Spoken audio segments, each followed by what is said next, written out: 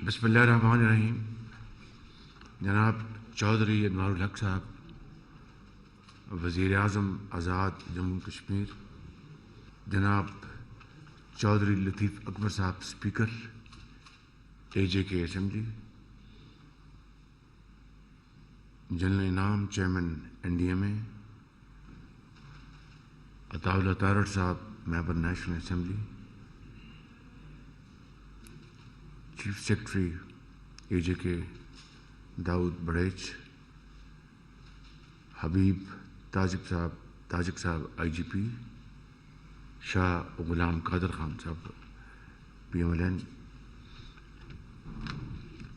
Colonel Waqar Noor senior minister A J K, اور میرے انتہائی قابل احترام بزرگوں، بھائیوں بہنوں اور اے جے کے گورنمنٹ آفیسرز اور متعلقہ افسران، السلام علیکم. آج میں یہاں پہ آپ کی خدمت میں حاضر ہوا ہوں ایک ایسے موقع کے اوپر جب قدرتی آفت سے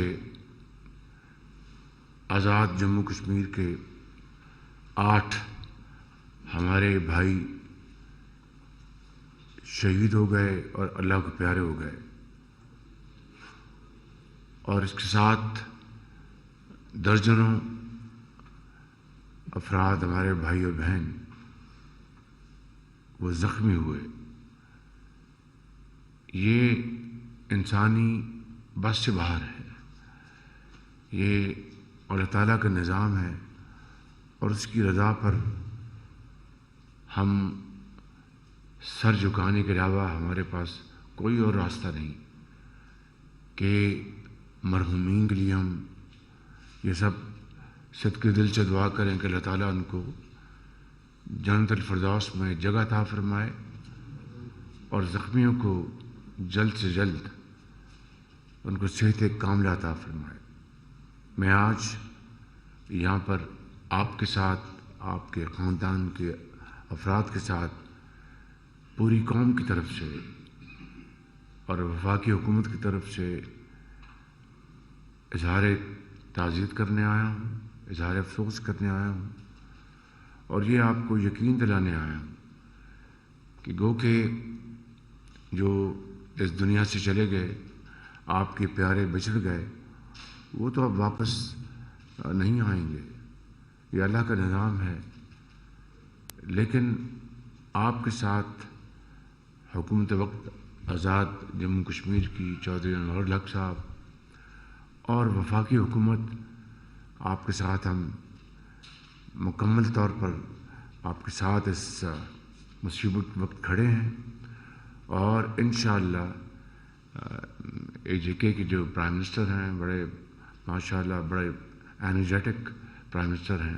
مجھے انہوں نے بریف کیا آپ کو جو انہوں نے امداد ابھی تک مہیا کی ہے، تو ان کے ساتھ مل کر انشاءاللہ ہم جب تک آپ اپنے گھروں میں دوبارہ بحال نہیں ہو جاتے، ہم اس وقت تک چین سے نہیں بیٹھیں گے.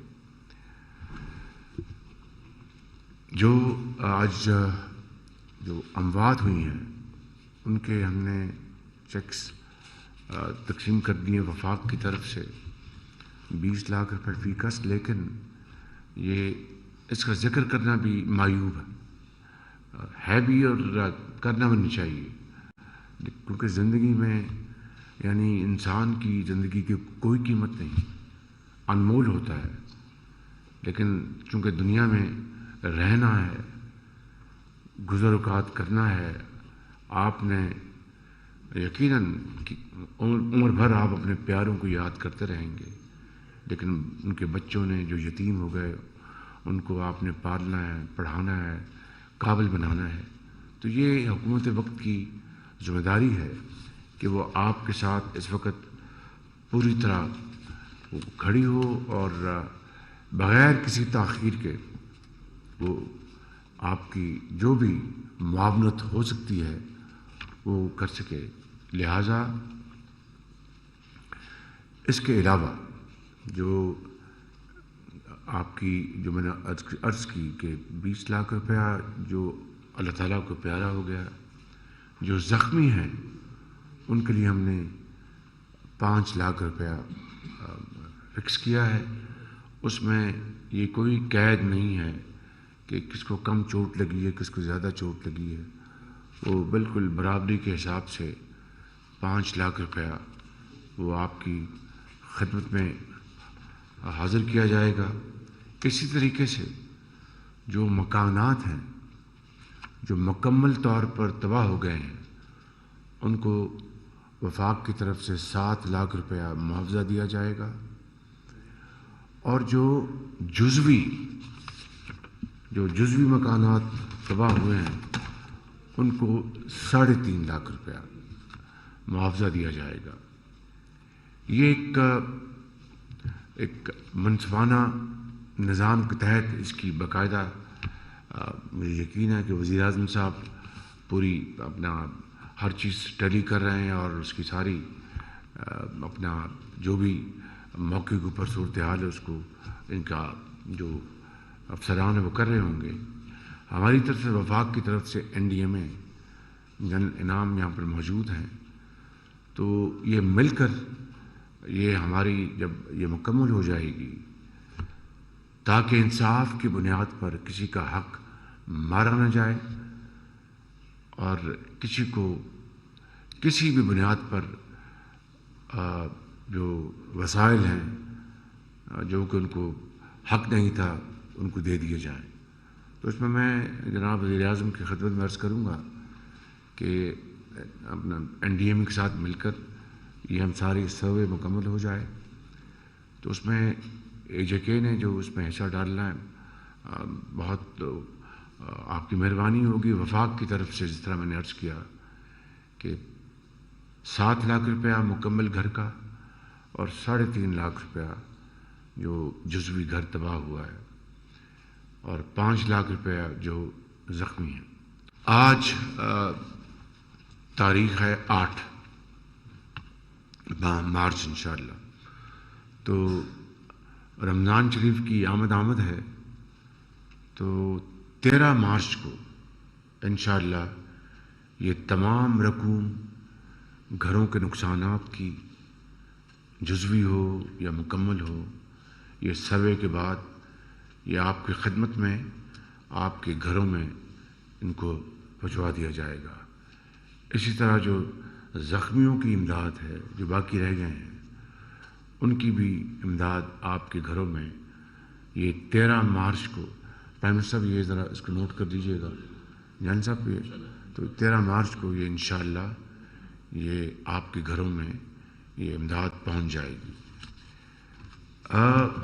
مجھے پرائم منسٹر صاحب نے ایک بڑا جائز ایک مطالبہ کیا ہے کہ چونکہ یہ سارا پہاڑی سلسلہ ہے پاکستان کا ایک جزو لا ينفک ہے، آزاد جموں کشمیر خوبصورت ترین علاقہ ہے، لیکن برفیں پڑتی ہیں، بارشیں ہوتی ہیں، لینڈ سلائڈنگ ہوتی ہے. تو ان کے جو ایشو اور بڑا جائز ایشو ہے کہ جہاں پر بہت ایکسٹریم ایمرجنسی ہے وہاں پر کوئی طریقہ نہیں ہے، پہاڑی سلسلہ ہے، راستہ نہیں ہے، ٹوٹ گیا ہے، تو کس طرح وہاں سے ایویکویٹ کیا جائے گا جو وہاں پر مصیبت میں گھرے ہوئے ہیں. بڑی جائز بات انہوں نے مجھ سے کی. بھارت جو ماضی میں ہوا اس میں جانے کی ضرورت نہیں ہے. تو میں سمجھتا ہوں کہ NDMA کو ہم آپ کو یہ ہیلی کاپٹر آپ کے پاس ایمبیڈ کریں گے. تو جو ہی خدا نخواستہ اس کی ضرورت ہوگی تو آپ فوراً ان کو مہیا کریں گے. تو یہ اس کا میں آج اعلان کر رہا ہوں اور انشاءاللہ اس کی بہت جلد آپ جن صاحب اس کو پروکیورمنٹ کر لیں اور وہ ہیلی کاپٹر ان علاقوں کے لیے خاص طور پر جہاں پر ایک اچانک کوئی تودہ گرا یا کوئی اور ٹورنچل رینز ہوئیں تو ان کو کون جا کے وہاں سے ایویکیوٹ کرے گا. وہ تو پہلے انتظار کریں گے کہ بھئی وہاں پر تو اس دوران بیچارہ جو بچ سکتا ہے وہ نہ بچے، جس کو امداد پہنچ سکتی ہے نہ پہنچ سکے. تو میری گزارش ہے کہ اس کو فل فور ہیلی کاپٹر آپ اپنے لے کے آئیں اپنے سسٹم میں، اور جو ہی ریکوزیشن ملے بلکہ ایڈوانس وارننگ ہو تو ہیلی کاپٹر جہاں پر بھی وزیر اعظم کا ہے، آپ پاکستان کے دوسرے علاقوں میں بات کر رہا ہوں، یہ سسٹم جو ہے اس کو آپ فل فورس کو آپ اس کو کمپلیٹ کر لیں۔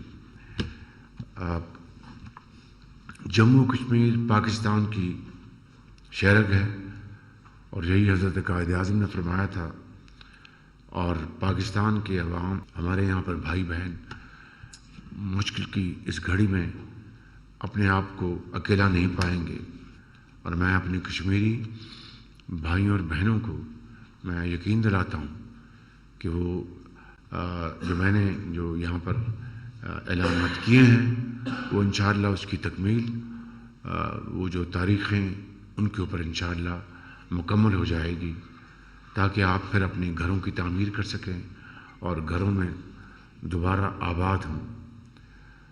میری وزیر اعظم صاحب سے ابھی گفتگو ہوئی، جو ترقیاتی جو کام ہیں یہاں پر اے جے کے اور دوسرے، وہ انشاءاللہ اس کی میں علیحدہ میٹنگ کروں گا، لیکن میں صرف اے جے کے حوالے سے نہیں بلکہ پورے پاکستان کے حوالے سے بات کرنا چاہتا ہوں کہ اس وقت تقریباً 2 کروڑ سے زیادہ بچے ہمارے اسکولوں سے باہر ہیں، بچے اور بچیاں۔ ان کی اگر اسکولوں کی تعمیر کے لیے انتظار کرنا پڑے گا تو جتنی رقم درکار ہے اور جتنا وقت درکار ہے، وہ بچے بیچارے اپنی جو تعلیم کے حصول کی جو ان کی جو موقع ہے وہ کھو بیٹھیں گے۔ تو اس کی جو میک شفٹ ارینجمنٹ، یعنی اس کا متبادل کیا ہو سکتا ہے، وہ میں انشاءاللہ وہاں پر اسلام آباد میں اپنے باقی جو صوبائی حکومتیں ہیں ان کی مشاورت کے ساتھ میں بات کروں گا۔ لیکن جو فل فور جو ایک ذہن میں آتا ہے، مساجد میں ان بچوں اور بچیوں کو حکومت وقت وہ ان کی تعلیم کے لیے وہاں پر انتظام کرے، اور وہاں پر یہ بچے اور بچیاں پڑھیں لکھیں۔ اس سے مساجد جو ہیں وہ جو پہلے ہی اللہ کے گھر ہیں وہاں پر برکت پڑے گی، اور یہ بچے اور بچیاں وہاں پر تعلیم حاصل کر سکتے ہیں۔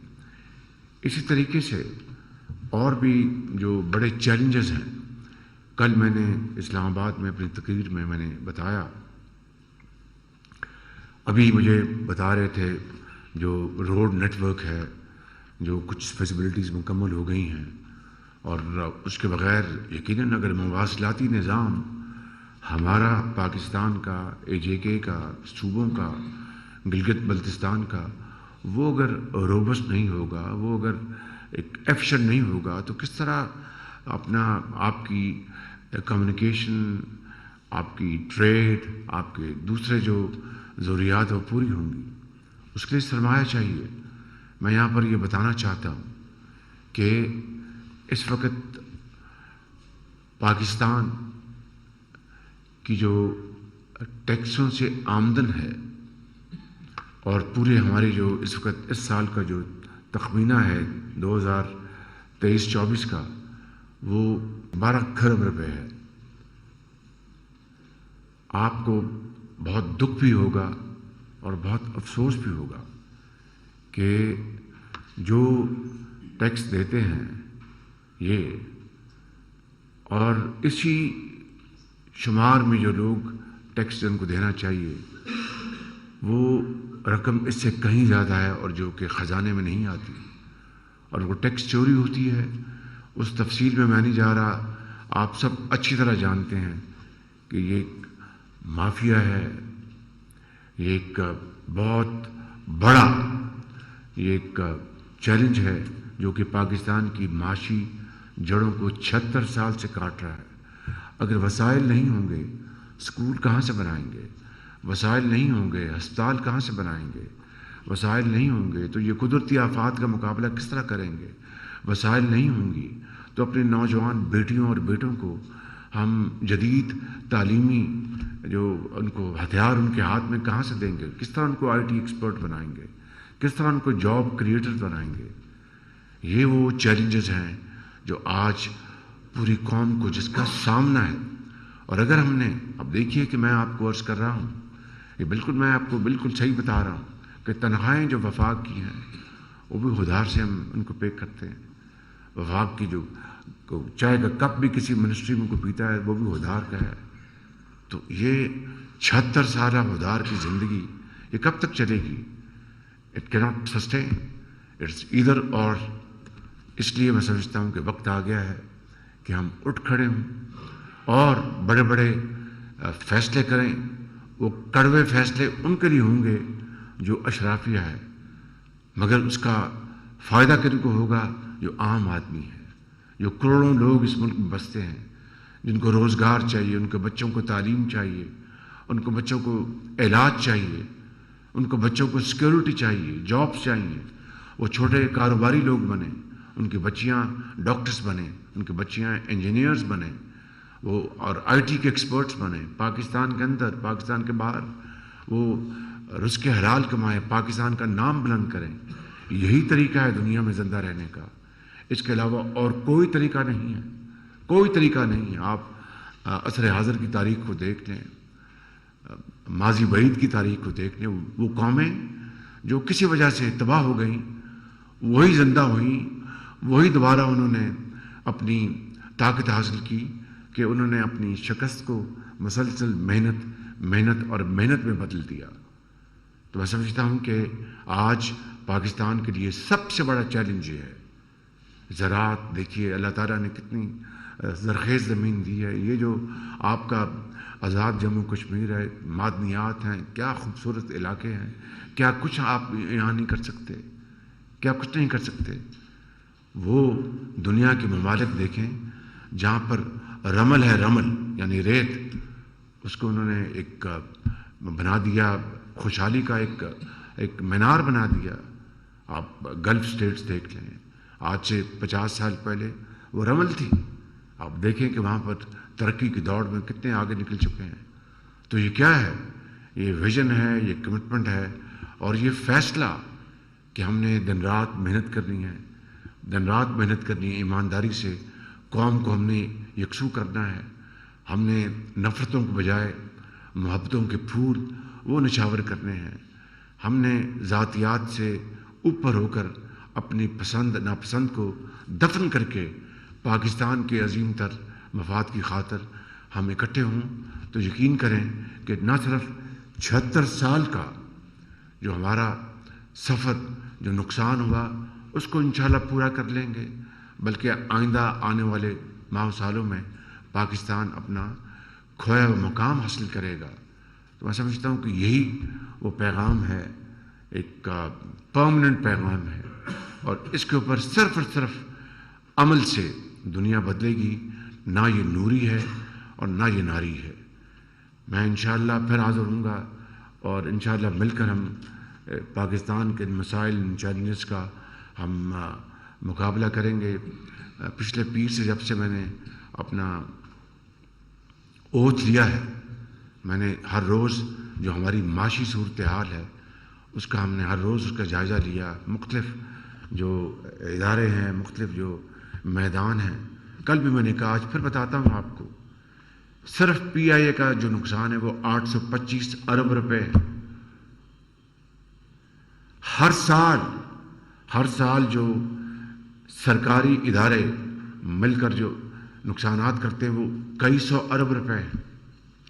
ہر سال بجلی کی چوری وہ 500-600 ارب روپے ہے.